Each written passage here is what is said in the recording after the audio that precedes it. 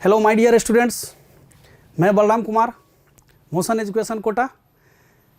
अपन यहाँ पर faculty of chemistry अपन 12 तारीख का जो मॉर्निंग शिफ्ट है ना, उसके पेपर को अपन केमिस्ट्री के पेपर को डिस्कस कर रहे हैं। ठीक है, तो अपन देखते हैं क्वेश्चन को।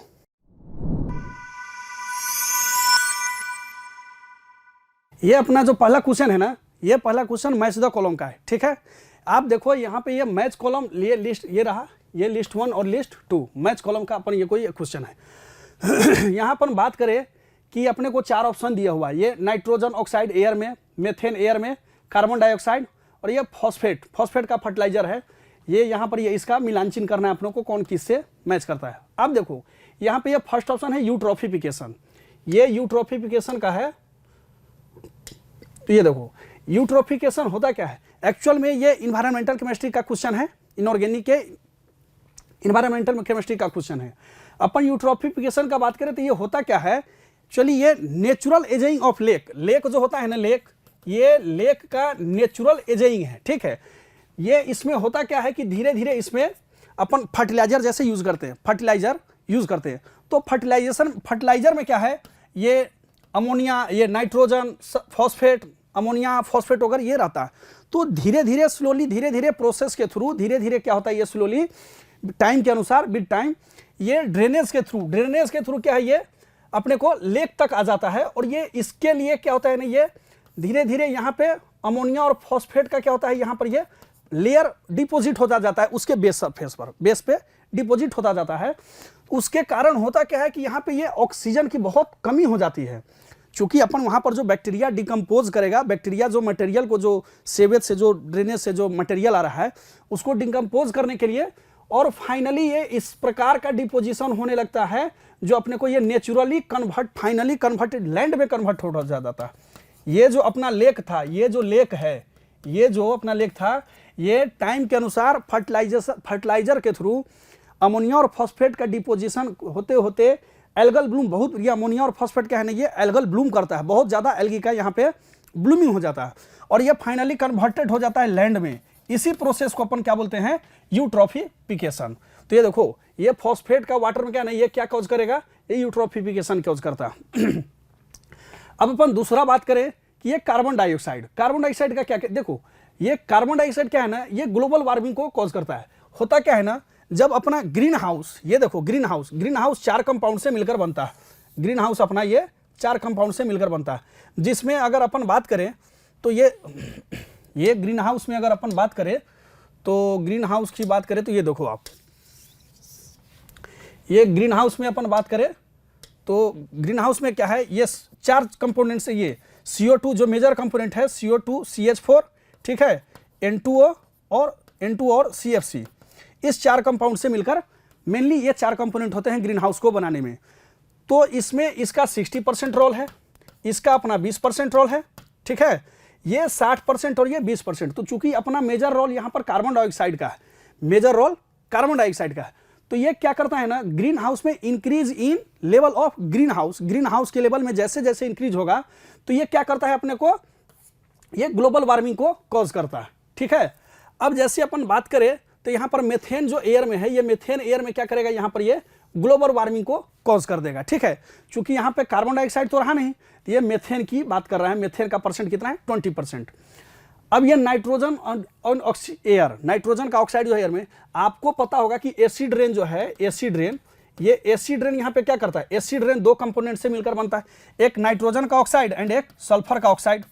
एक सल्फर का ऑक्साइड, ये दोनों कंपोनेंट मिलकर के ही एसिड रेन को कॉज करता है। ठीक है, एसिड रेन यही बनाता है, इन दोनों का एलिमेंट का ऑक्साइड ही एसिड रेन बनाता है। अब आता है कि ये acid rain, pH of rain water becomes 5.6।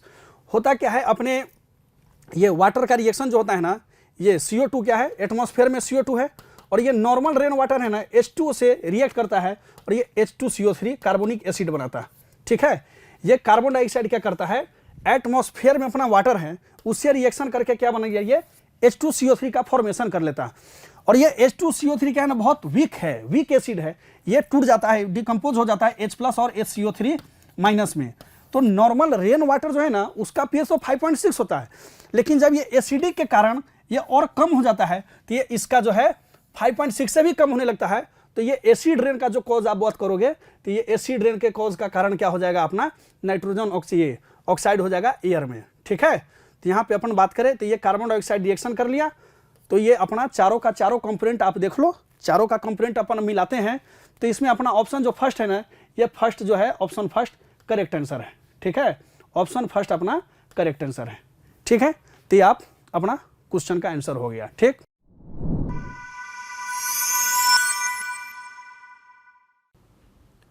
Question हमारे पास गिवन है, रिएक्टेंट है OET माइनस की प्रेजेंस में हीटअप कर रहे हैं, ए प्रोडक्ट मिल रहा है।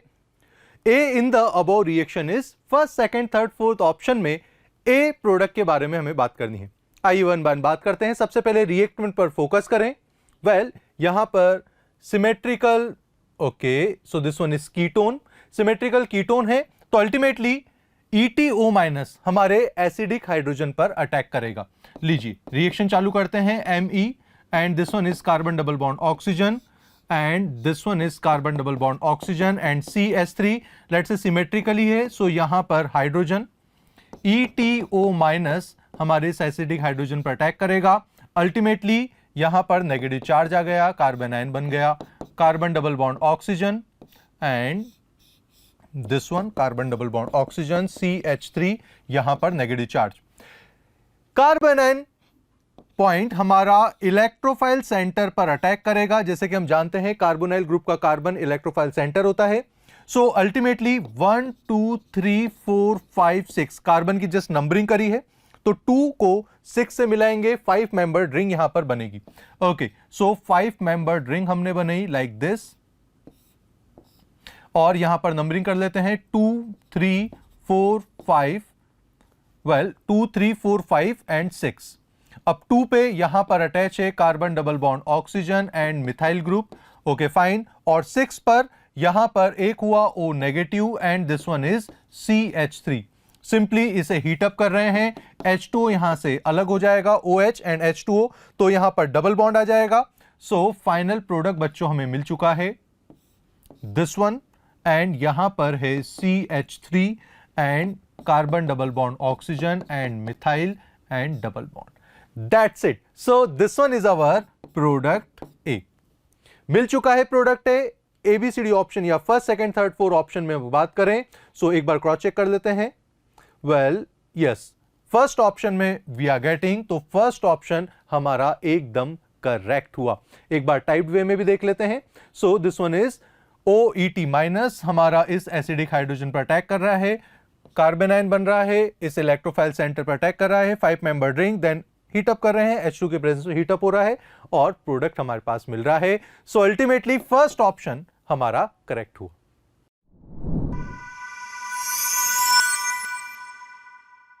नेक्स्ट क्वेश्चन की बात करें तो नेक्स्ट क्वेश्चन देखो, ये वापस एक केमिस्ट्री का आसान सा क्वेश्चन है। ठीक है, ये CaCl2 है, यहां पे ये CaCl2 रहा। ठीक है, ये CaCl2 और Na2CO3, ये CaCl2 और Na2CO3।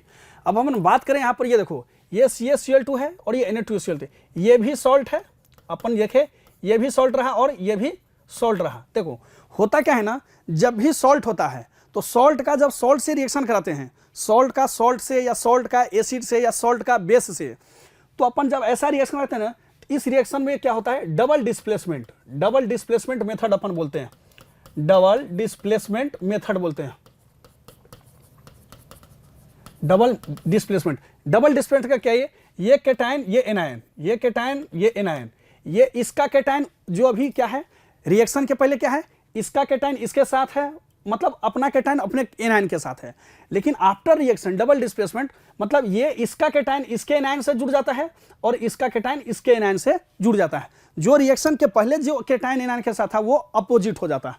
ये कब होता है, जब सॉल्ट का सॉल्ट से रिएक्शन हो, या सॉल्ट का एसिड से रिएक्शन हो, या सॉल्ट का बेस से रिएक्शन हो।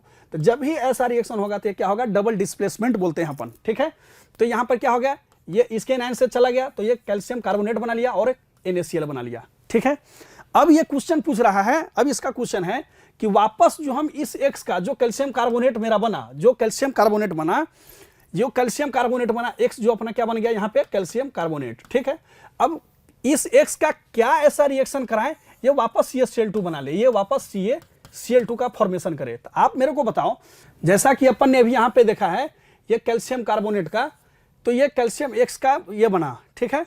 तो आप देख रहे हो, तो ये वापस इसके बनाने के लिए ना ये कैल्शियम कार्बोनेट से, ये कैल्शियम कार्बोनेट का वापस अपने को क्या चाहिए, कैल्शियम क्लोराइड CaCl2। तो ये वापस देखो आप, ये सॉल्ट रहा, ये वापस सॉल्ट रहा, ठीक है। ये केटाइन और एनायन, केटाइन एनायन से बना हुआ है, ये सॉल्ट रहा। इस सॉल्ट का वापस आपने बात कर लिया है ना कि सॉल्ट का सॉल्ट से रिएक्शन हो या सॉल्ट का एसिड से हो या सॉल्ट का बेस से हो, तो डबल डिस्प्लेसमेंट मेथड होता है। तो इसमें वापस किसी ये सॉल्ट ही बन रहा है ना, तो अपन यहाँ पर जब एसिड से 2 HCl एसिड कंपाउंड लेंगे, एसिड से रिएक्शन कराएंगे, तो ये मेरे को वापस ये कंपाउंड CaCl2 प्राप्त हो जाता है, ठीक है। वापस CaCl2 और साथ में H2O प्लस CO2 गैस मिलता है।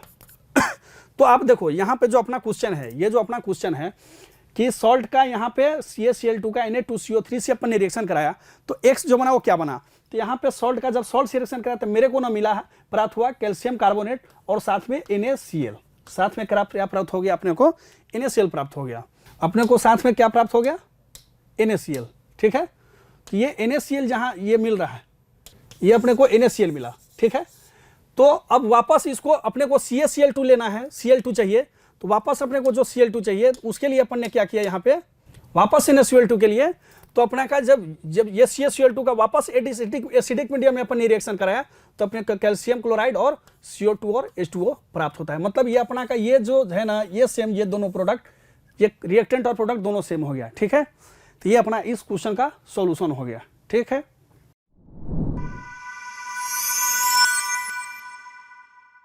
चलिए नेक्स्ट क्वेश्चन की बात करते हैं। नेक्स्ट क्वेश्चन में अपना नेक्स्ट क्वेश्चन क्या है कि ये स्टेटमेंट का क्वेश्चन है, ठीक है। स्टेटमेंट वाइज क्वेश्चन है। फर्स्ट स्टेटमेंट है कि SbCl5 is more covalent then SbCl3। चलिए ये देखते हैं कि करेक्ट स्टेटमेंट करेक्ट है या इनकरेक्ट है। यहाँ पे देखो आप, यहाँ पे क्या है कि यहाँ पे ये SbCl5 है ना, यहाँ पे SbCl5 प्लस 5 ऑक्सीडेशन स्टेट में है और SbCl3 यहाँ पे प्लस 3 ऑक्सीडेशन स्टेट में है, ठीक है। SbCl5 प्लस 5 ऑक्सीडेशन स्टेट में है और SbCl3 प्लस 3 ऑक्सीडेशन स्टेट में है।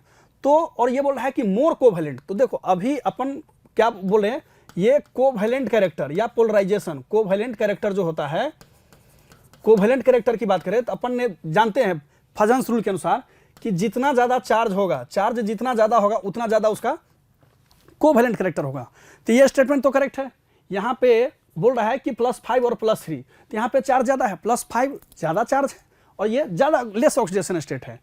तो +5 में चूंकि चार्ज ज्यादा है तो इसके पास क्या होगा, कोवेलेंट कैरेक्टर ज्यादा होगा। तो फर्स्ट स्टेटमेंट में तो अपना करेक्ट है। अब दूसरी स्टेटमेंट की बात करें, यह कह रहा है कि higher oxide of halogen tend to be more stable.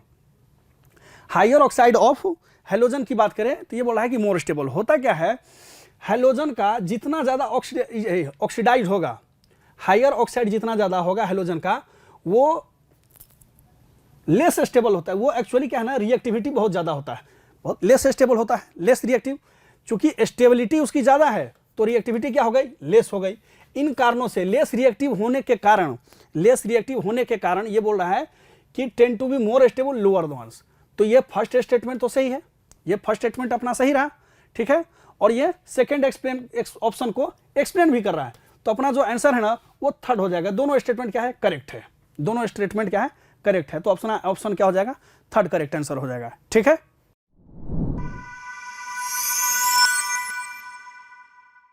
अपन को दिया हुआ है a metal chloride contains 55.0% of chlorine by weight, 100 ml vapours of the metal chloride at STP weigh 0.5 gram. The molecular formula of the metal chloride is, अपन को chloride का metal chloride का molecular formula calculate करना है। Suppose करिए अपन मान रहे हैं MClX, ठीक है। अपन को ये x की वैल्यू कैलकुलेट करनी है और अपन का क्वेश्चन सॉल्व हो जाएगा। STP दिया हुआ है, मतलब STP पे अपन जानते हैं 1 mole of gas 22.7 litre occupy करती है, that is equal to 22,700 ml, ठीक है। अब अपन इसका डिटेल सॉल्यूशन देख लेते हैं तो हमारे पास क्या होगा।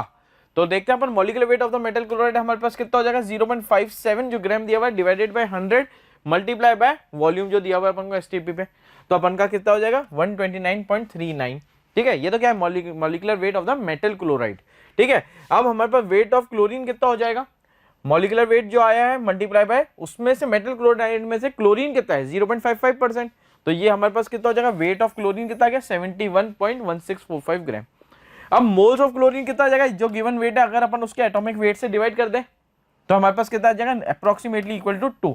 ठीक है, तो हमारे पास ये जो वैल्यू आई है किसकी आई है, x जो अपन ने माना था, mcx में जो अपन ने x माना था उसकी वैल्यू x इक्वल टू 2 आ गई। तो हमारे पास molecular formula of metal chloride कितना हो जाएगा, MCl2।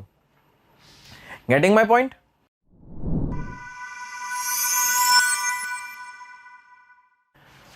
Four gases A, B, C and D have critical temperature 5.3, 32, 33.2, 126.0 and 154.3 Kelvin respectively for their adsorption on a fixed amount of charcoal. The correct order is, पहले तो relation देख लेते हैं adsorption का क्या होता है क्रिटिकल टेम्परेचर के साथ। तो एड्जॉर्प्शन जो होता है वो डायरेक्टली प्रोपोर्शनल होता है किसके, क्रिटिकल टेम्परेचर के। जैसे जैसे क्रिटिकल टेम्परेचर बढ़ेगा वैसे वैसे एड्जॉर्प्शन की वैल्यूज भी बढ़ती जाएंगी। तो यहाँ पे हमारे पास करेक्ट ऑर्डर क्या हो जाएगा, सबसे ज्यादा एड्जॉर्प्शन की वैल्यू कितनी है, डी की है, D is greater than C is greater than B is greater than A हो जाएगा। तो हमारे पास कौन सा करेक्ट ऑप्शन हो जाएगा, A option, that is option 1 is correct. तो अपन इसका डिटेल सॉल्यूशन देख लेते हैं क्या है हमारे पास। तो एक्सटेंशन एड्जॉर्प्शन बढ़ता है with the rise in critical temperature, मतलब ये दोनों क्या होते हैं, एक दूसरे के डायरेक्टली प्रोपोर्शनल होते हैं। चलिए let's move on to our next question.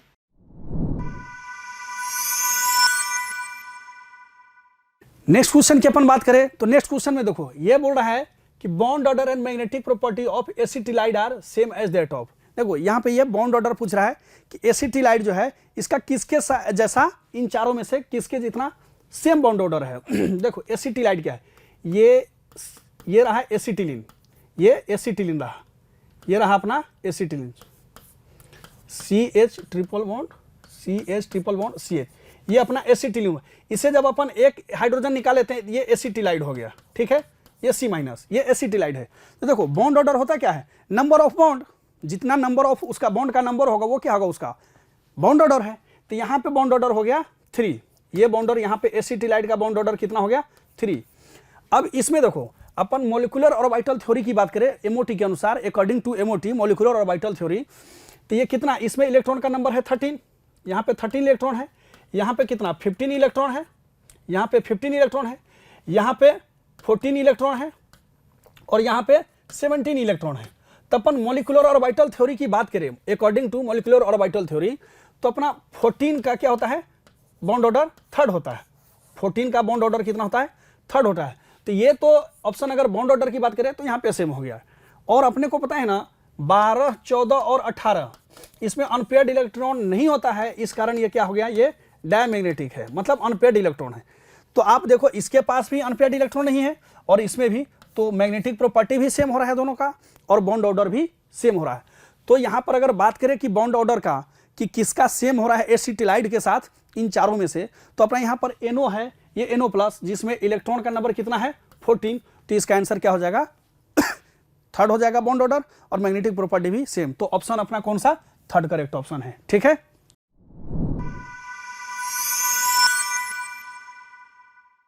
For lead storage battery pick the correct statement. अपन को करेक्ट स्टेटमेंट चुनना है किसके लिए, लेड स्टोरेज बैटरी के लिए, ठीक है। इलेक्ट्रोकेमिस्ट्री का बहुत सिंपल सा क्वेश्चन। यहाँ अपन को ए ऑप्शन दिया हुआ है, करेक्ट स्टेटमेंट लेना है। ए ऑप्शन लिया हुआ है ड्यूरिंग चार्जिंग ऑफ बैटरी, जब अभी आप बैटरी को चार्ज करते हैं, PbSO4 on anode is converted into PbO2, PbSO4 on anode converted into PbO2, जो कि एक रॉन्ग स्टेटमेंट है।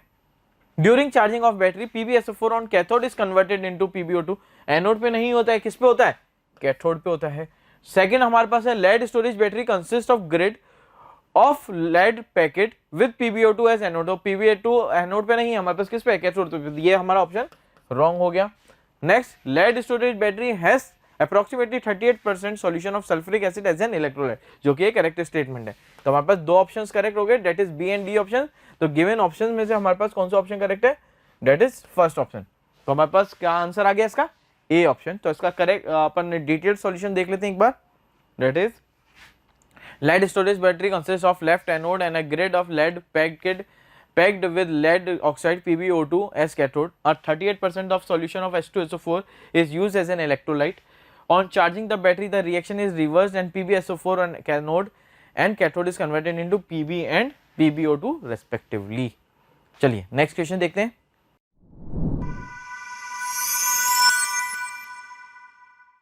अब नेक्स्ट क्वेश्चन की बात करते हैं। नेक्स्ट क्वेश्चन फिर वापस ये कोऑर्डिनेशन कंपाउंड का क्वेश्चन है।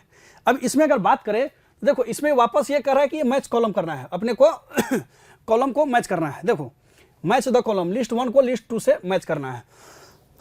अपने पास ये 4 कोऑर्डिनेशन कंपाउंड, 4 कंपाउंड दिए हुए हैं और इनका ये CFSU का वैल्यू, ये वापस देखो ये CFSU crystal field stabilisation energy अपने से पूछ रहा है।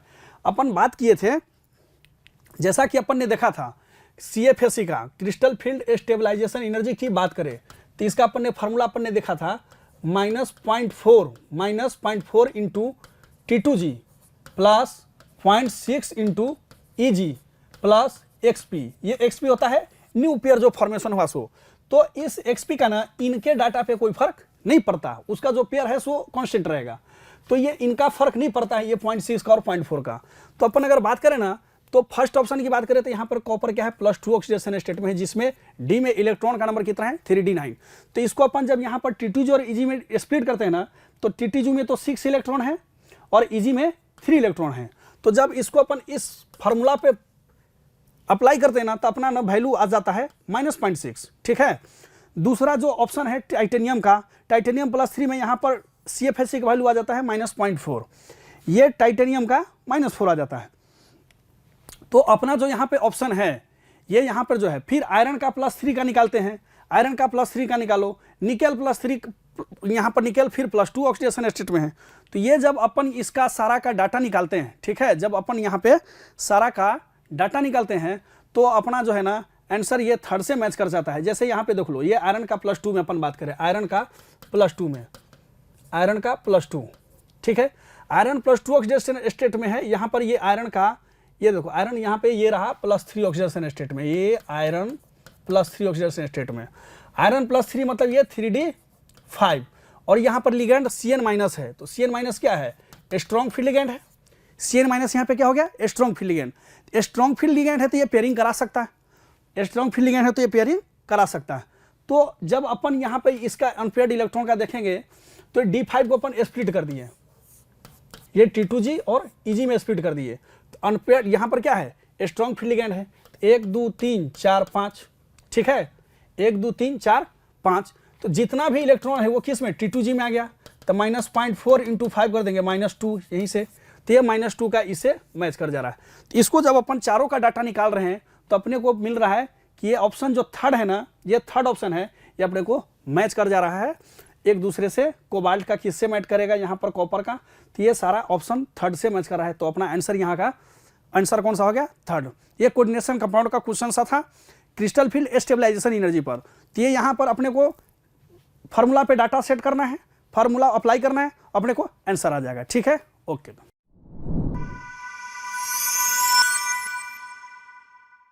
अब अपन नेक्स्ट क्वेश्चन की बात करें तो नेक्स्ट क्वेश्चन क्या है कि density of alkali metal in their order. यहाँ पर अल्कली मेटल के डेंसिटी के ऑर्डर के बारे में पूछ रहा है। अब अपन यहाँ पर बात करें ना डेंसिटी की, तो देखो ये फर्स्ट अल्कली मेटल फर्स्ट का एलिमेंट है, ठीक।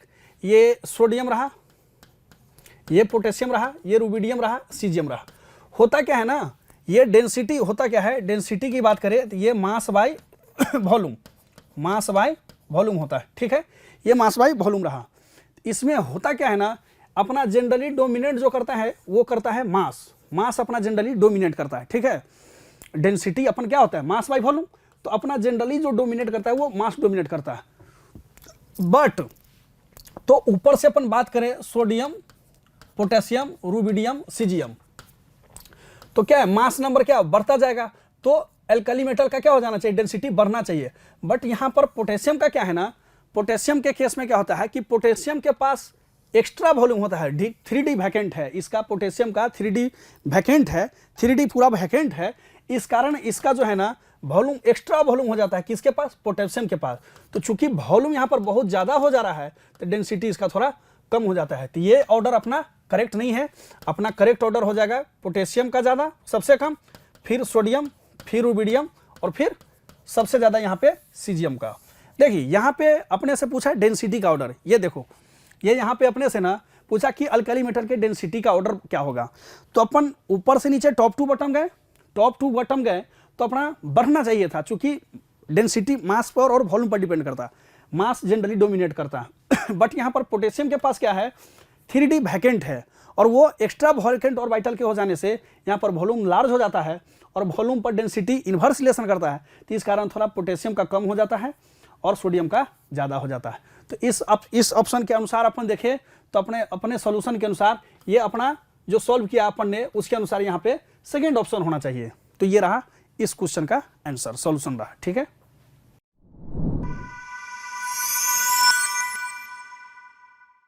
अब नेक्स्ट क्वेश्चन की बात करते हैं। नेक्स्ट क्वेश्चन क्या है यहाँ नेक्स्ट क्वेश्चन की बात करें, फिर यहाँ पर ये मैच द कॉलम पूछ रहा है, मतलब मैच करना है अपने को वन लिस्ट का। यहाँ पर बात करें तो ये अपने को मैच करना है। अब देखो ये क्या है, ये अपने को यहाँ पर ये कुछ कंपाउंड दिए हुए हैं, 4 कंपाउंड दिया हुआ है।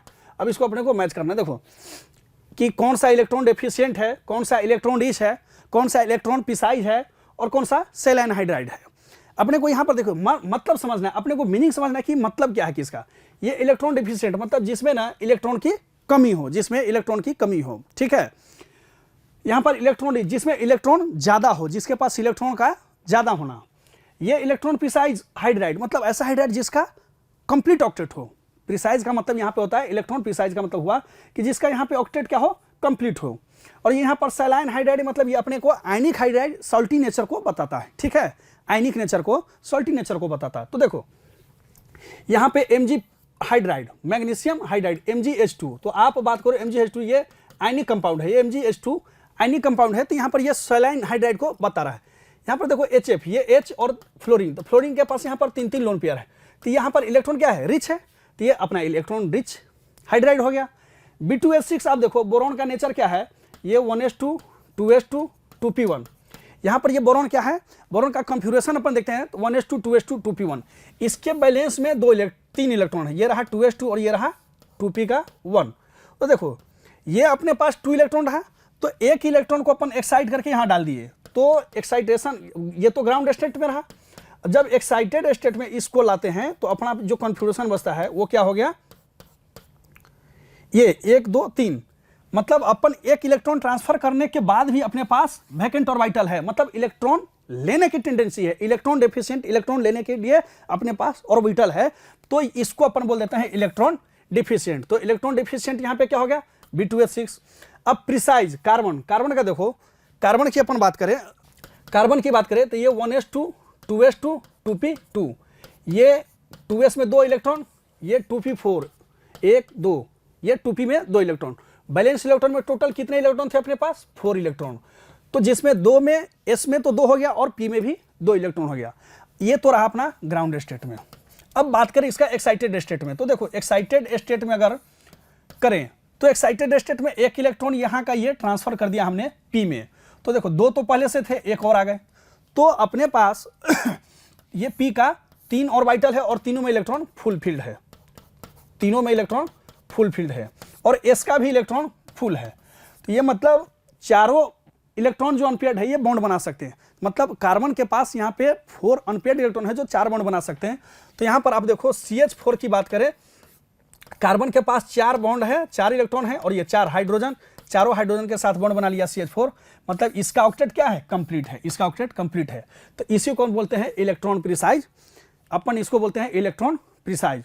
तो देखो इसके अनुसार अपन बात करें तो अपना जो है ना ये ऑप्शन फर्स्ट आंसर अपना जा रहा है। तो अपने को मतलब समझना था कि MgH2 क्या है, इलेक्ट्रॉन कौन डिफिशिएंट है, किसके पास इलेक्ट्रॉन रिच है, ज़्यादा है, कौन सा इलेक्ट्रॉन प्रिसाइज मतलब यहाँ पे इलेक्ट्रॉन कौन सा ऑक्टेट कंप्लीट है, और एक सेलाइन हाइड्राइड कौन सा साल्टी नेचर का है, आयनिक नेचर का है। ठीक है, तो ये अपना ये इसका सॉल्यूशन रहा, ऑप्शन क्या हो गया, थर्ड। ठीक है, ओके।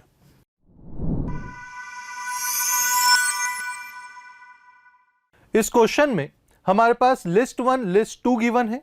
लिस्ट 1 में डिफरेंट पॉलीमर्स है और लिस्ट 2 में टाइप गिवन है, दोनों को हमें मैच करना है। देखिए पॉलीमर का बहुत ही सिंपल मेमोरी बेस्ड क्वेश्चन है। 2 क्लोरो 1,3 ब्यूटाडाइईन की अगर हम बात करें, biodegradable synthetic rubber polyester and addition polymer. So अगर हम बात करें this one is simply synthetic rubber होगा। नायलॉन 2 नायलॉन 6 हमारा बायोडिग्रेडेबल पॉलीमर होता है, सो ये हमारा बी बिलोंग करेगा फर्स्ट को, ए बिलोंग करेगा सेकंड को। पॉली एक्राइलो नाइट्राइल, PAN हमारा एडिशन पॉलीमर होता है, जो कि फोर्थ में मेंशन है, और डी में है डेक्रोन। डेक्रोन हमारा पॉलिस्टर होता है, जो कि थर्ड में मेंशन है। दैट्स इट, सिंपल सा क्वेश्चन, सिंपल सा आंसर। ए बिलोंग करेगा सेकंड को, सो फर्स्ट हमारा गलत हो जाता है, सेकंड हमारा गलत हो जाता है। ए बिलोंग करेगा, फोर्थ हमारा गलत हो जाता है, और ए बिलोंग करेगा सेकंड को, बी बिलोंग करेगा फर्स्ट को, तो सेकंड भी गलत हो जाता है, सी फोर्थ को एंड डी थर्ड को। अल्टीमेटली फैक्ट बेस्ड क्वेश्चन है, third option is our correct answer.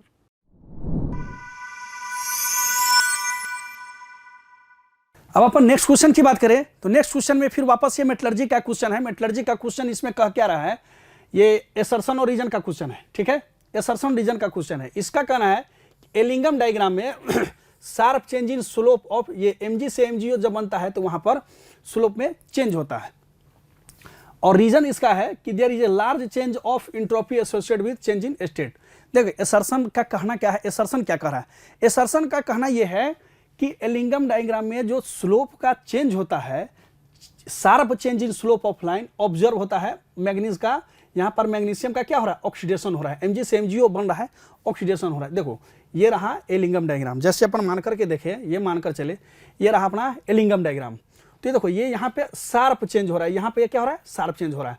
तो ये इस पॉइंट पे ये शार्प चेंज हो रहा है, तो यहाँ पर क्या है, इंट्रोपी जो ये चेंज होता है ना, ये स्टेट को बताता है। जैसे मान लीजिए ये सॉलिड हुआ तो सॉलिड से यहाँ पे ये लिक्विड बन गया, ठीक है, ये स्टेट चेंज होता है ना। तो जब अपन इंट्रोपी की बात करें, सॉलिड, लिक्विड और गैस, तो इंट्रोपी क्या होता है, बढ़ता है, सॉलिड से लिक्विड, लिक्विड से गैस, इंट्रोपी बढ़ता है। तो यहाँ पर अपन बात करें तो यहाँ पर स्लोप क्या हो रहा है, चेंज हो रहा है, एब्रप्ट चेंज हो रहा है, और स्टैंड चेंज कर क्या रहा है, इंट्रोपी में लार्ज चेंज हो रहा है। तो ये अपना क्या है, ऑप्शन फर्स्ट करेक्ट भी है कि हाँ शार्प चेंज हो रहा है, और जब वहां पर चेंज होता है तो चूंकि इंट्रोपी स्टेट का चेंज हो रहा है, स्टेट वहां पर सॉलिड से लिक्विड या लिक्विड से गैस, ये स्टेट चेंज हो रहा है, तो वहां पर क्या हो रहा है, इंट्रोपी का बढ़ जाता है। तो ये दोनों स्टेटमेंट सही है, और ये एसर्शन को करेक्ट एक्सप्लेन भी कर रहा है। तो इसलिए अपना ये ऑप्शन क्या हो गया, फोर्थ ऑप्शन क्या है, करेक्ट है।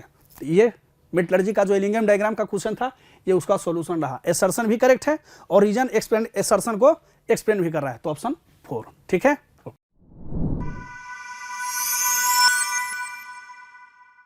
क्वेश्चन हमारे पास यहां पर गिवन है, the incorrect statement regarding the reaction given below is. So reactant है NaNO2HX के साथ में रिएक्शन हो रही है, बी प्रोडक्ट हमें मिल रहा है। First option, the product B form in the above reaction is para nitroso compound at low temperature, B is N-nitroso-ammonium compound. The electrophile involved in the reaction is NO+, and the reaction occurs at low temperature. One by one बात करते हैं, बहुत ही simple question है। सबसे पहले तो देखिए हमारा जो ग्रुप अटैच है, नाइट्रोजन का लोन पेयर कॉन्जुगेशन इन्वॉल्व होगा, रिंग को एक्टिवेट करेगा। सो NaNO2 और HX से यहां से NaX अलग हुआ और HNO2 हमारे पास मिला, ठीक है भैया। अब HNO2 को अगर एसिडिक मीडियम में हम देखें, सो सिंपली यहां पर NO+ मिलेगा, H2O यहां से अलग होगा, इलेक्ट्रोफाइल NO+ यहां पर मिल रहा है। Electrophile involve reaction is NO+, this one is true, और ये लो टेम्परेचर पर ही रिएक्शन पॉसिबल है। सो थर्ड और फोर्थ ऑप्शन दोनों करेक्ट है, हमें इनकरेक्ट पता करना है। चलिए जी, अब यहां पर अगर हम बात करें, अगर ये ग्रुप नाइट्रोजन का लोन पेयर क्योंकि कॉन्जुगेशन में इन्वॉल्व हो रहा है, सो अल्टीमेटली ये ग्रुप रिंग को एक्टिवेट कर रहा है, सो NO+ हमारे पैरा पोजीशन पर अटैच होगा। That is very very simple. Ultimately this one electrophilic substitution reaction होगी और यहां पर NO बन जाएगा पैरा नाइट्रोसो कंपाउंड, जो कि फर्स्ट ऑप्शन में भी मेंशन है। तो सेकंड ऑप्शन हमारा इनकरेक्ट स्टेटमेंट हुआ, फर्स्ट ऑप्शन भी करेक्ट है। पूछा है incorrect, second option incorrect statement है, ultimately second option is our correct answer. Type way में भी देख लेते हैं। सो अगर NaNO2HX को A के साथ में ट्रीट करा तो अल्टीमेटली पैरा पोजीशन पर NO अटैच है। Here electrophile NO attack on para position at low temperature, that's it. So finally second option का स्टेटमेंट इनकरेक्ट था, यही हमसे पूछा है। Second option is our correct answer.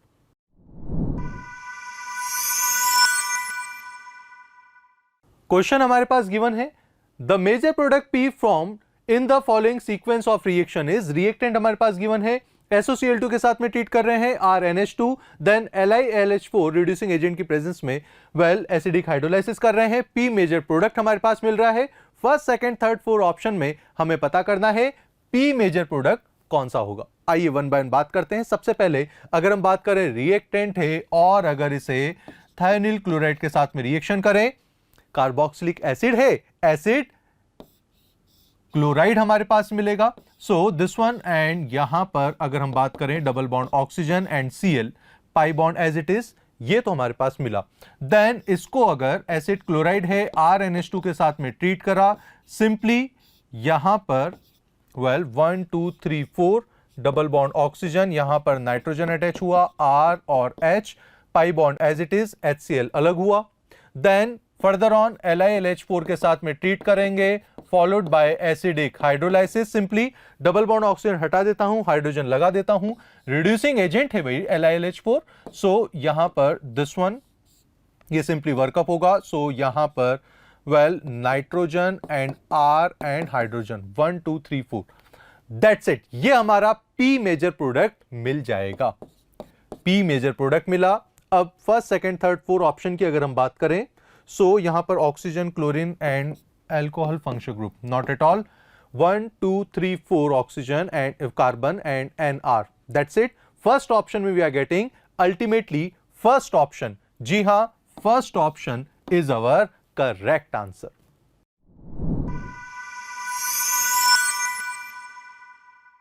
अब अपन नेक्स्ट क्वेश्चन की बात करें। ये एक सिंपल सा क्वेश्चन है। इस क्वेश्चन में ये बोल रहा है कि फिर वापस ये एसर्शन और रीजन का ही क्वेश्चन है, ठीक है। तो इस टॉपिक को देखते हैं। इस क्वेश्चन में क्या कर रहा है कि 5 electron can participate in bonding for a greater extent than 4f electron. देखो ये 4f इलेक्ट्रॉन और ये 5f इलेक्ट्रॉन। अपन को N+L रूल के अनुसार देखे, देखो ये 4f और ये 5f, ऑब्वियस बात है। तो फॉर यहाँ पर क्या है, ये 4f कार्बाइटल है और ये 5f कार्बाइटल है। तो न्यूक्लियस से n का नंबर जो जितना नजदीक होगा वो क्या होगा, n का नंबर उतना कम होगा, ठीक है। तो अपन ये बात करें कि ऑब्वियस सी बात है 5f इलेक्ट्रॉन क्या है, वो ज्यादा पार्टिसिपेट करता है। इस कारण लेंथेन वाइड केबल कुछ कंपाउंड, मतलब कम ऑक्सीडेशन का कंपाउंड बनाता है। जैसे अपन लेंथेन वाइड की अपन बात करें तो ये +3 ऑक्सीडेशन स्टेट में मोर स्टेबल है। मैक्सिमम जो स्टेबल ऑक्सीडेशन स्टेट की बात करें अपन लेंथेन वाइड का या एक्टेन वाइड का, तो दोनों का ऑक्सीडेशन स्टेट क्या है, +3 है, कॉमन ऑक्सीडेशन स्टेट। ऐसा नहीं कि केवल +3 होता है, ये मोर कॉमन है और स्टेबल है और ऑक्सीडेशन स्टेट भी पाया जाता है। लेकिन कंपेरिजन टू लेंथेन वाइड, एक्टेन वाइड में, ये लेंथेन वाइड में तो क्या है 4f इलेक्ट्रॉन का पार्टिसिपेशन है और एक्टेन वाइड में क्या है 5f इलेक्ट्रॉन का पार्टिसिपेशन है। तो लेंथेन वाइड का और एक्टेनोइड दोनों का कॉमन ऑक्सीडेशन स्टेट की बात करें तो ये +3 ही है। दोनों का कॉमन ऑक्सीडेशन स्टेट की बात करें तो +3 ही होता है, ठीक है। लेकिन यहां पर एक्टेन वाइड में क्या है कि f इलेक्ट्रॉन का पार्टिसिपेशन ज्यादा हो जाता है बॉन्डिंग में। इस कारण ये UF6 6 कंपाउंड का UF6 4 एटम से घिर जाता है, 6 एटम से घिर जाता है और ये ज्यादा बॉन्डिंग में पार्टिसिपेट करता है कंपेरिजन टू लेंथेन वाइड। अब ये बोल रहा है कि 5f orbital are not buried. Buried का मतलब है जो क्लोजनेस टू न्यूक्लियाई। ब्यूरिड का मतलब यहां पर यह है क्लोजनेस टू न्यूक्लियाई। ऑब्वियस बात है, न्यूक्लियस के नजदीक जो n का नंबर कम होगा 4 5, जो n का नंबर कम होगा वो न्यूक्लियस के ज्यादा करीब होगा, क्योंकि पहले 1 2 3 ऐसे सेल का नंबर तो ऐसे ही होगा 1 2 3 4। तो यहाँ पर ब्यूरिड कौन होगा, 4f होगा, ना कि 5f होगा। तो यहाँ पर ये दोनों स्टेटमेंट क्या है, अगर बात करें तो यहाँ पर क्या है कि फर्स्ट ऑप्शन इसलिए हो जाएगा क्योंकि यहाँ पर क्या है, ये दोनों क्या है सही है और उसको एक्सप्लेन भी कर रहा है। लेंथेन वाइड का है कम बॉन्ड बनाएगा और एक्टेनोइड ज्यादा बॉन्ड बनाएगा। तो ये इसका ऑप्शन क्या हो गया, फर्स्ट ऑप्शन हो गया, ठीक है, ओके।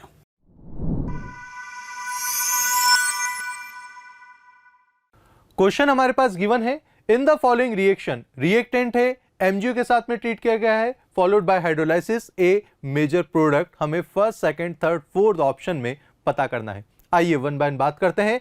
सबसे पहले देखिए यहां पर this one is, let's say अगर एल्काइल ग्रुप मानूं तो एल्काइल हैलाइड है। एल्काइल हैलाइड को अगर Mg के साथ में आप ट्रीट करेंगे तो बच्चों क्या बनेगा, यस ग्रिग्नार्ड रिएजेंट बनेगा। सो यहां पर ग्रिग्नार्ड रिएजेंट बनाते हैं, this one, and double bond oxygen यहां पर अटैच हुआ हमारा MgBr plus and this one is minus.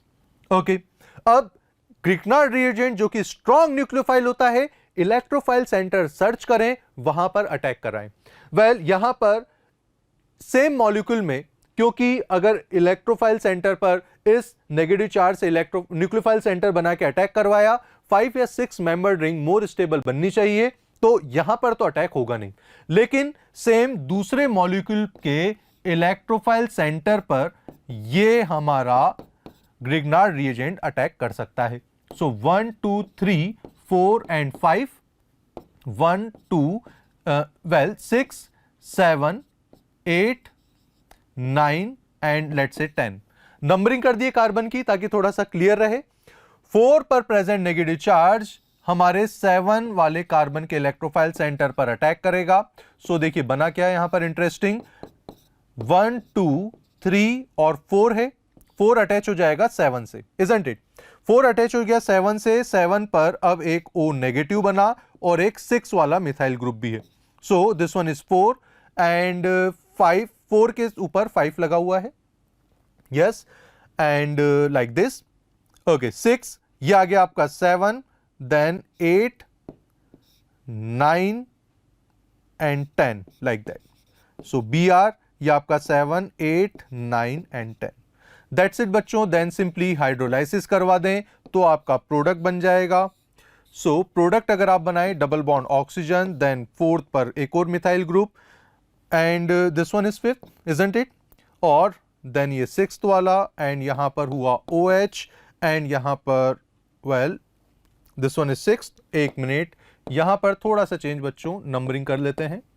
Okay, सो 1 2 3 4 5, 4 से अटैच है 7, देन यहां पर OH एंड यहां पर 6 और then 8 9 and this one 10 and Br, isn't it? Okay, so यहां पर अगर हम देखें 1 2 3 4 5, यस, देन 6 7 8 9 10, सेम कंपाउंड हमें मिल रहा है फर्स्ट ऑप्शन में। नंबरिंग करें तो एग्जाम में गलती होने के चांसेस ना के बराबर होते हैं। IUPAC के अकॉर्डिंग नंबरिंग नहीं है, हम तो जस्ट ये देखना चाहते हैं कौन सा नंबर का कार्बन कहां पे जाके पोजीशन ले रहा है, दैट्स इट। तो फर्स्ट ऑप्शन में we are getting correct answer, ultimately first option. जी हां, फर्स्ट ऑप्शन हमारा एकदम करेक्ट हुआ। टाइप वे में देख लेते हैं लाइक दिस। यहां पर सबसे पहले ग्रिग्नार्ड रिएजेंट जो कि दूसरे कंपाउंड के इलेक्ट्रोफाइल सेंटर पर अटैक कर रहा है, हाइड्रोलाइसिस हो रहा है, तो फर्स्ट ऑप्शन में मेंशन प्रोडक्ट हमारा फाइनल आंसर होगा। First option is your correct answer.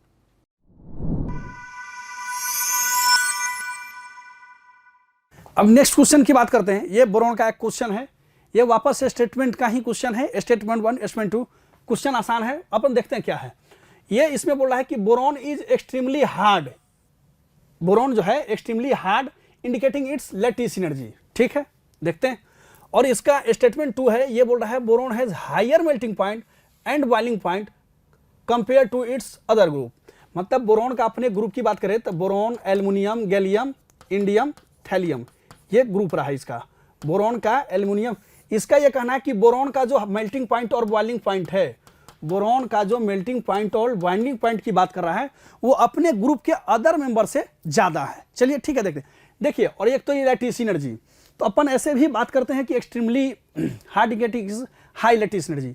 Lattice energy की बात करें तो अपन क्या होता है, ग्रुप में जैसे अपन ऊपर से टॉप टू बटन जाते हैं, ग्रुप में जब ऊपर अपन टॉप से बटन जाते हैं तो ये क्या साइज क्या हो जाता है, इंक्रीज हो जाता है। साइज इंक्रीज होगा, लैटिस एनर्जी डिक्रीज हो जाएगा, ठीक है।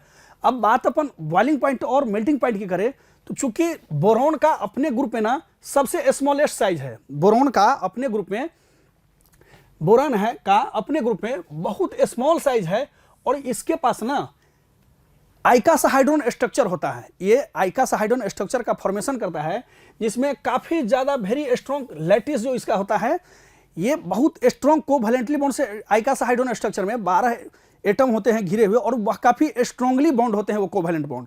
तो इस कारण उसका मेल्टिंग पॉइंट, बॉइलिंग पॉइंट बहुत ज्यादा हाई हो जाता है।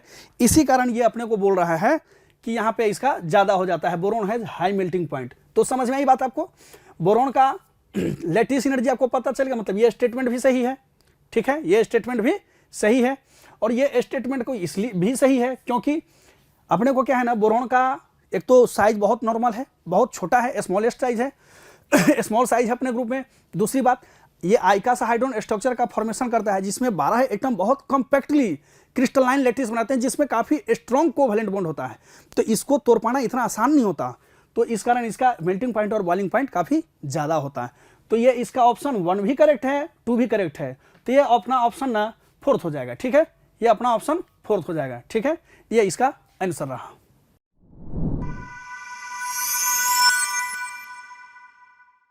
क्वेश्चन यहां पर गिवन है, correct statement for the given reaction are. Okay जी, रिएक्टेंट है, 2 इक्विवेलेंट्स ऑफ OH माइनस के साथ में रिएक्शन हो रही है। तो सिंपली यहां पर प्रोडक्ट तो हमारे पास मिल जाएगा। ये आपका double bond oxygen as it is, double bond oxygen as it is, ये आपका बना O नेगेटिव, ये आपका बना O नेगेटिव। प्रोडक्ट आपके पास मिल चुका है and this one is compound B.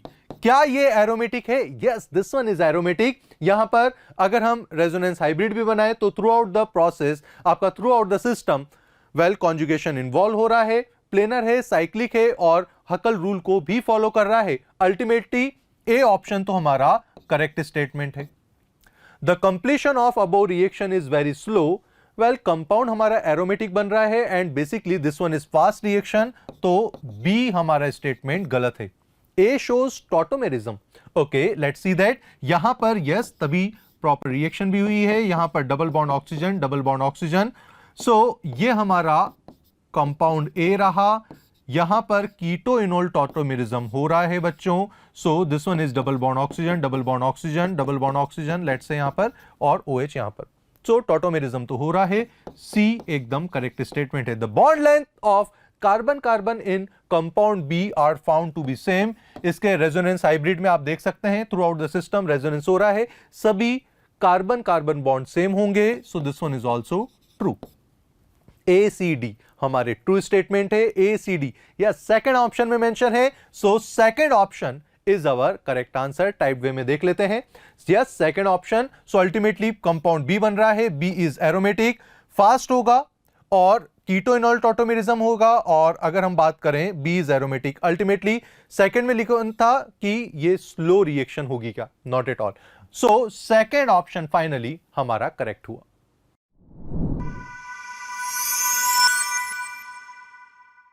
Question यहां पर गिवन है, 2 हेक्सीन ओजोन के साथ में ट्रीट कर रहे हैं फॉलोड बाय हाइड्रोलाइसिस। 2 प्रोडक्ट जो इस रिएक्शन से बनेंगे वो हमें पता करने हैं। वन बाय वन बात करते हैं बच्चों। हेक्सीन की अगर हम बात करें तो CH3 carbon carbon carbon carbon, hexene 2 hexene, so 1 2 3 4 5 and 6 and this one is 2 hexene. अगर ओजोनोलाइसिस करेंगे एंड H2 के साथ में ट्रीट करेंगे, अल्टीमेटली ऑक्सीडेटिव वर्कअप। सो यहां पर डबल बॉन्ड ऑक्सीजन हटाएं, डबली बॉन्डेड ऑक्सीजन को हटा के carboxylic functional group in carbon को कन्वर्ट कर दें। सो प्रोडक्ट क्या बन जाएंगे? 1 2 3 OOH एंड 4 कार्बन एंड यहां पर CH3 COOH। Butanoic acid and acidic acid हमारा करेक्ट आंसर होगा। तो butanoic acid and acidic acid, C option, third option गलत, फर्स्ट ऑप्शन गलत, सेकंड ऑप्शन गलत, fourth option is our correct answer.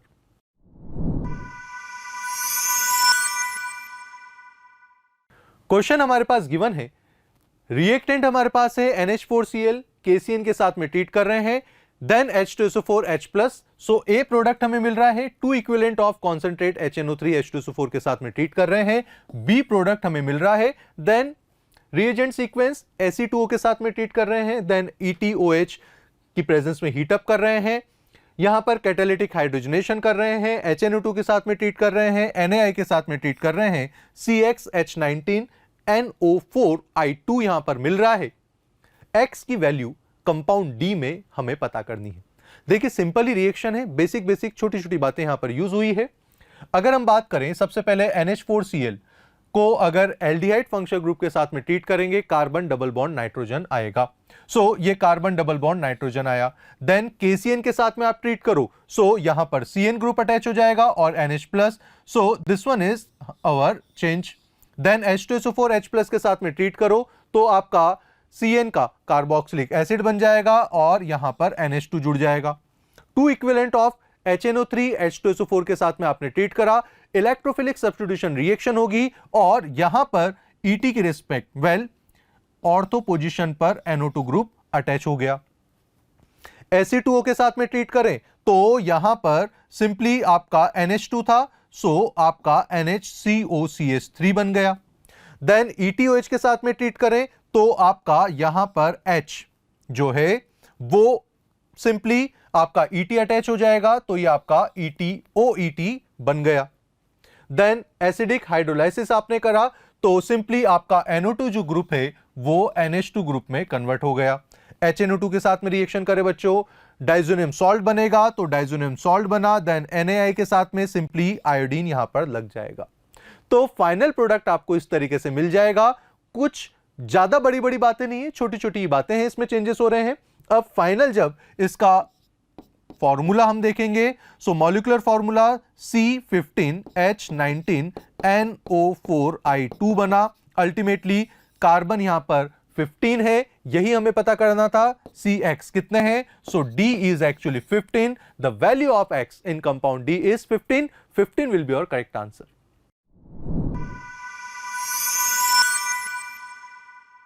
अपन को question given है the reaction 2NO plus Br2 gives 2NOBr takes place through the mechanism given below। ये complex reaction दी गई है जिसके mechanism अपन को गिवन है। कोई भी मैकेनिज्म गिवन है, रेट ऑफ रिएक्शन किससे दे सकते हैं अपन? स्लोएस्ट स्टेप से। जो रेट डिटरमाइनिंग स्टेप होता है वो कौन सा होता है? हमेशा से स्लोएस्ट स्टेप। ठीक है, तो यहाँ अपन बात करेंगे स्लोएस्ट स्टेप, ये दिया हुआ है अपन को, तो मतलब यही हमारा क्या हो गया?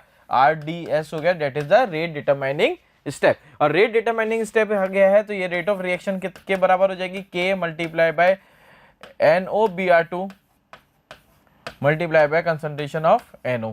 यहाँ पर एक इंटरमीडिएट है डेट इज NOBr2, इसको अपन को रिमूव करना होगा। ठीक है, पहली वाली जो रिएक्शन है वो क्या है, किस तरह की रिएक्शन है हमारे पास? इक्विलिब्रियम, मतलब डबल साइडेड रिएक्शन है, तो वहां से अपन को इंटरमीडिएट को क्या करना पड़ेगा? निकालना पड़ेगा, और जो रिएक्शन बनेगी उसका ओवरऑल ऑर्डर अपन को देखना पड़ेगा। चलिए डिटेल सॉल्यूशन देखते हैं इस क्वेश्चन का। हमारे पास रेट डिटरमाइनिंग स्टेप, तो ये अपन ने निकाल दिया।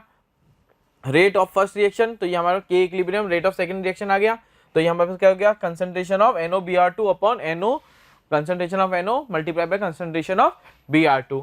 ठीक है, तो फ्रॉम फर्स्ट एंड टू को इक्वेट कर रहे हैं, तो R बराबर कितना हो जाएगा? K मल्टीप्लाई K इक्विलिब्रियम, और ये हमारे पास आ गया। तो अब हमारे पास कंसंट्रेशन ऑफ ये ट्वाइस हो गए, तो NO का square multiply by concentration of Br2। तो ओवरऑल ऑर्डर रिएक्शन का कितना आ गया हमारे पास? 3। कैसे?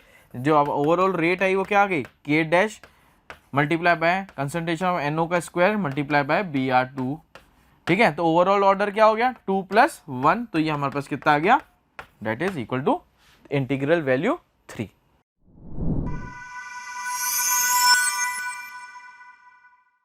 अपन को दिया हुआ है at 600 kelvin the root mean square speed of gas x, जिसका मॉलिक्यूलर मास 40 है, is equal to the most probable speed of gas y at 90 kelvin. ठीक है, एक की RMS वैल्यू बराबर है एक की एवरेज, एक की मोस्ट प्रोबेबल स्पीड से, और the molar mass of the gas y ने अपन को निकालना है। ठीक है, तो क्या बराबर है हमारे पास? एक की तो रूट मीन स्क्वायर वेलोसिटी मतलब 3RT बाय मॉलिक्यूलर मास, और दूसरे y के लिए, ये तो x के लिए, और y के लिए बराबर है √2RT बाय मॉलिक्यूलर मास। अब वैल्यूज अगर अपन यहाँ पे पुट करेंगे तो कितना हो जाएगा? 3 × R, और R कितना है हमारे पास यहाँ से? दोनों मतलब नहीं, क्योंकि कैंसिल आउट होएगा दोनों साइड से, और यहाँ पे T हमारे पास कितना है? 600 डिवाइडेड बाय इसका मॉलिक्यूलर मास कितना है? 40। ये बराबर कितना है? √2 multiply bye R cancel out हो गया। टेम्परेचर आपके पास कितना है? 90 डिवाइडेड बाय मॉलिक्यूलर मास, ये अपन को कैलकुलेट करना है। तो ये आपके पास कितना हो गया? 3 multiply by 600 upon 40, that will be equal to 2 multiply by 90 upon molecular mass. Right, अब आपके पास क्या है? ये 1 टाइम जाएगा, ये 30 टाइम्स जाएगा, ये 0 से 0 कैंसिल आउट हो गया, ये 1 टाइम, ये 15 टाइम, ये 1 टाइम गया, ये 2 टाइम गया, तो मॉलिक्यूलर मास कितना आ गया आपके पास? That is equal to 4। The molecular mass of the gas 2 is integral value of 4। तो चलिए इसका डिटेल्ड सॉल्यूशन अपन देख लेते हैं। दैट इज, ये आपके पास डिटेल्ड सॉल्यूशन है। मॉलिक्यूलर मास आपका कितना आ रहा है? इंटीग्रल वैल्यू 4 के बराबर। ठीक है, चलिए नेक्स्ट क्वेश्चन देखते हैं।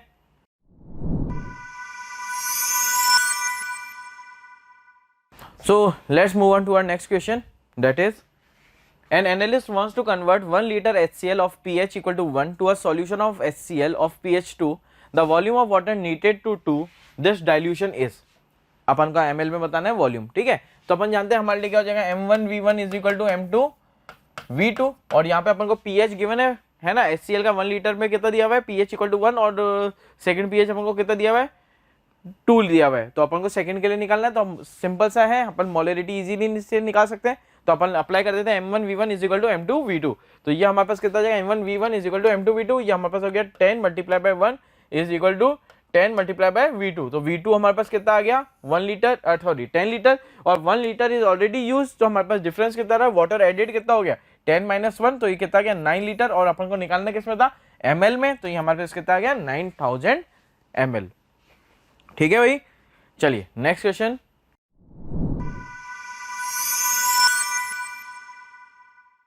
क्वेश्चन हमारे पास गिवन है, in an oligopeptide name alanine glycyl phenyl alanyl isoleucine the number of sp2 hybridized carbon is.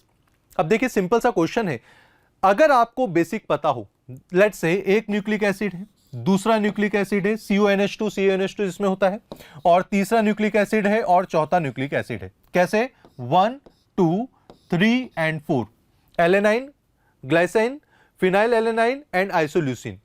अगर यहां पर एक पेप्टाइड बॉन्ड बन रहा है तो 4 के बीच में 3 पेप्टाइड बॉन्ड बनेंगे, 3 पेप्टाइड बॉन्ड बनेंगे तो COOH और NH2 मिलके कार्बन डबल बॉन्ड ऑक्सीजन एक यहां पर रहेगा, एक कार्बन डबल बॉन्ड ऑक्सीजन यहां पर रहेगा, एक कार्बन डबल बॉन्ड ऑक्सीजन यहां पर रहेगा।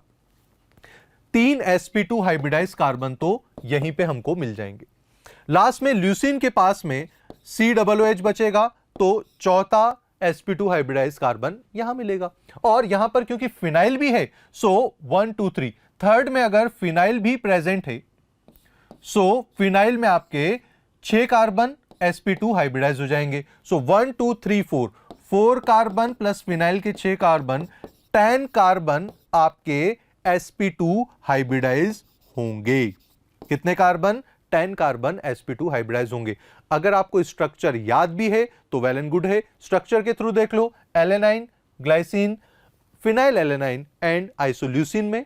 वेल जब आप इसको अटैच करोगे तो ये कार्बन डबल बॉन्ड ऑक्सीजन एक, दूसरा कार्बन डबल बॉन्ड ऑक्सीजन, तीसरा कार्बन डबल बॉन्ड ऑक्सीजन, 3 आपके बॉन्ड में न्यूक्लियोसाइड बॉन्ड में अगर हम बात करें तो ये 3 sp2 हाइब्रिडाइज्ड कार्बन और एक COOH लास्ट में आइसोल्यूसिन के पास में, तो 4 sp2 हाइब्रिडाइज्ड कार्बन और 6 कार्बन हमारे फिनाइल रिंग में।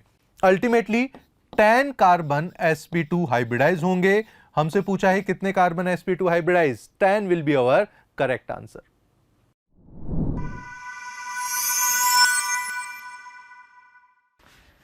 $80 mole % of MgCl2 is dissociated in aqueous solution. The vapor pressure of 1 molar aqueous solution of MgCl2 at 38 degree Celsius is, अपन को वेपर प्रेशर कैलकुलेट करना है, और अपन को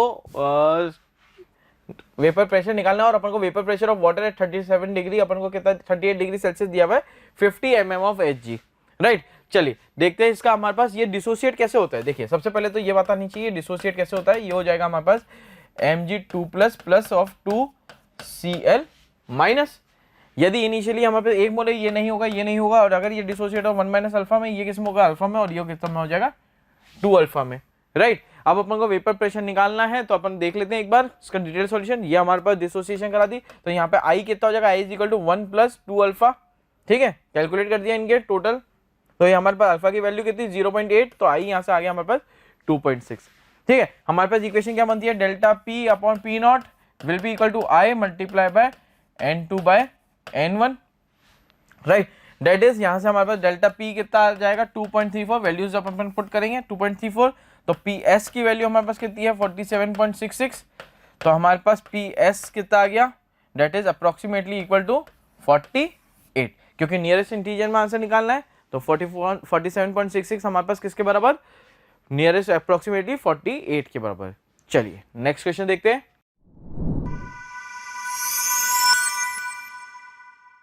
क्वेश्चन हमारे पास गिवन है, 3 organic compound A, B, C were allowed to run in thin layer chromatography using hexane and give the following result। हमारे पास फिगर गिवन है। The RF value of the most polar compound is, जो भी answer आए 10⁻⁻² के terms में, well हमें answer देना है। ओके, सो देखिए यहां पर फिगर में ABC 3 ऑर्गेनिक कंपाउंड है। ओके जी, अगर इसको थिन लेयर क्रोमेटोग्राफी से यूज किया तो जो सबसे पोलर कंपाउंड होगा सबसे लेस डिस्टेंस ट्रेवल करेगा। ये बात तो सेल्फ अंडरस्टूड है। सो अल्टीमेटली ये C कंपाउंड की बात हो रही है। C कंपाउंड कितना ट्रेवल करा? 2 सेंटीमीटर। सॉल्वेंट टोटल कितना? That is 8 centimetre. तो RF इज इक्वल टू क्या? वेल, डिस्टेंस ट्रेवल्ड या covered by polar compound that is 2 divided by solvent total कितना डिस्टेंस कवर कर रहा है, that is 8। So this one is actually 1/4 या 0.25 या 25 इंटू 10⁻⁻²। 10⁻⁻² की टर्म्स में चाहिए था, 25 हमारा करेक्ट आंसर हो गया। So final answer is 25। Type way में देख लें, most polar compound carbon because C compound because of lowest molecule या lowest movement in upper direction. This one is what? Movement. Okay, lowest movement in upper direction. RF distance covered by compound C divided by distance covered by given solvent. So 2/8, 25 into 10⁻²। Final answer क्या हो गया बच्चों? 25 is our final answer.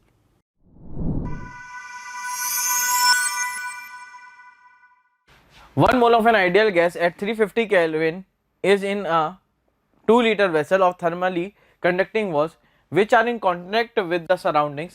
It undergoes isothermal reversible expansion from 2 liter to 3 liter against a constant pressure of 4 atm. The change in entropy of the surrounding delta S is joule पर kelvin में निकालना है और nearest integer में value होनी चाहिए। अपन जानते हैं चेंज इन एंट्रोपी का फॉर्मूला क्या होता है हमारे पास? NR ln V2 VNNT upon V2 by V1। ठीक है, तो ये अपन पुट करते हैं और देखते हैं अपन डिटेल सॉल्यूशन इसका और अपन इसका आंसर्स देखते हैं। तो हमारे पास क्या है? That is NR ln V2 by V1 that will be equal to N हमारे पास 1 मोल, R की वैल्यू 8.314, ln कितना 3/2। तो हमारे पास डेल्टा S सिस्टम कितना आ गया? 3.37। तो हमारे पास डेल्टा S सराउंडिंग कितना? 3.37। तो ये नियरेस्ट इंटीजर में आंसर कितना आ जाएगा? That is equal to 3। तो इंटीग्रल वैल्यू 3 क्या होगा इसका करेक्ट आंसर?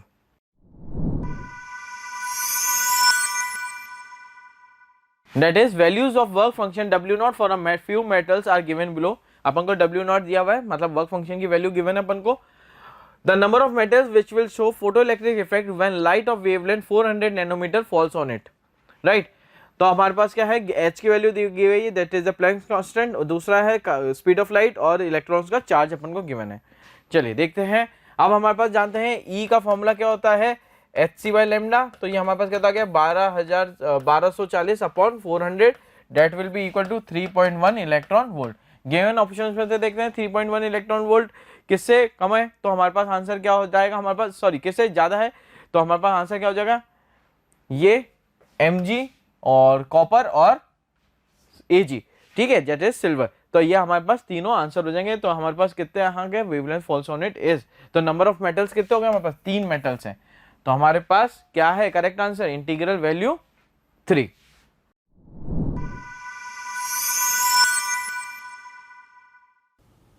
क्वेश्चन हमारे पास गिवन है, the mass of ammonia produce when 131.8 kg of cyclohexane carbaldehyde undergoes Tollens test is, कितना केजी हमारा अमोनिया का प्रोड्यूस होगा? Okay, molar mass carbon nitrogen oxygen का गिवन है। अब देखिए, अगर हम बात करें cyclohexane carbaldehyde, this one is our cyclohexane carbaldehyde, अगर इसे टॉलेंस रिएजेंट के साथ में ट्रीट करें, सो एल्डिहाइड है, टॉलेंस टेस्ट के में पॉजिटिव रिजल्ट देते हैं। अगर इसे सिल्वर अमोनियम सॉल्यूशन के साथ में अगर हम ट्रीट करें, सो AgNH3 whole twice and this one is OH. Okay, fine. So as result salt of carboxylic acid बनेगा, salt of carboxylic acid तो COONH4, साथ ही साथ में Ag बनेगा और अमोनिया बनेगा और H2O बनेगा। ओके जी, अब यहां पर अगर इसको बैलेंस करें, सो this one is actually balance reaction, direct balance reaction लिख रहा हूं. सो 2 and this one is 4 and this one is, well, 1 nitrogen, so this one is 3, okay, and this one is 2H2. अच्छा जी, अब अगर हम बात करें यहां पर देखिए कितना मोल अमोनिया प्रोड्यूस हो रहा है, 3 मोल ऑफ अमोनिया प्रोड्यूस हो रहा है 1 मोल रिएक्टेंट की हेल्प से. अगर इस रिएक्टेंट के लिए हम बात करें, well, molecular formula, so let's say capital M is equal to 1 2 3 4 5 6 7, 7 carbon 12 into 7 and 1 2 3 4 5 6 7 8 9 10 11 and 12 hydrogen, so 1 into 12 and 1 oxygen, so 1 into 16. So this one is 12, this one is 16. Molecular mass में find out करना चाह रहा हूं, so this one is basically 90 या 84. Okay, so ये कितना हुआ आपका 6 and 6 12, 1 and this one is 112. Okay, 9 and okay 112 ग्राम पर मोल इसका मॉलिक्यूलर मास हुआ. अब देखिए 1 मोल ऑफ रिएक्टेंट से 3 मोल ऑफ अमोनिया बन रहे हैं, सो वेट ऑफ अमोनिया कितना हुआ? टोटल गिवन है 131.8 इंटू 1000 अपॉन आपका 112 multiply by 3 is equal to x upon ammonia का मोलर मास, नाइट्रोजन के लिए 14, 3 हाइड्रोजन के लिए 3, सो 17 के बराबर. दैट्स इट, x की वैल्यू फाइंड आउट करनी है. और क्योंकि आपको x की वैल्यू फाइंड आउट करनी है, सो अल्टीमेटली इसको आप केजी में फाइंड आउट करना है, सो मल्टीप्लाई बाय 1000 भी कर दें. सो ये 1000 से 1000 कैंसल आउट हो गया.